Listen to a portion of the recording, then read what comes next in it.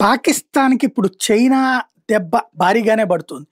China వాళ్ళు అంటగట్టినటువంటి F-22P frigates ఇప్పుడు ఎందుకు పనికిరావని తేలింది. దాని రాడార్‌లకి ఈజీగా అందిపోతుంది. అంటే మొన్న మనం దానికి అసలు విలువ చూపించాం. ఏదైతే అమెరికా వాళ్ళిచ్చిన అవాక్స్‌ని మనం కొట్టేయగలిగాం. అమెరికా వాళ్ళిచ్చినటువంటి ఎయిర్ డిఫెన్స్ సిస్టమ్‌ని మనం కొట్టేయగలిగాం. అంటే పాకిస్తాన్ దగ్గర నైపుణ్యవంతమైనటువంటి సైన్యం లేదు. At the same time China వాళ్ళ దగ్గర అనేకం ఉంది. అమెరికాకి దూరం అవడం. చైనా వాళ్ళు వాళ్ళ దగ్గర ఎందుకు పనికిరానియన్నీ పాకిస్తాన్‌కి అంటగట్టారు. వాళ్ళకి సంబంధించిన యుద్ధ విమానాలు JF-17లో మనం కూల్చగలిగాం.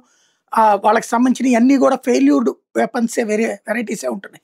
ఇప్పుడు ఈ ఫ్రిగేట్స్ ఏవైతే F-22P ఫ్రిగేట్స్ వచ్చేటప్పటికి ఈజీగా భారత రాడార్లకి తెలిసిపోతున్నాయి.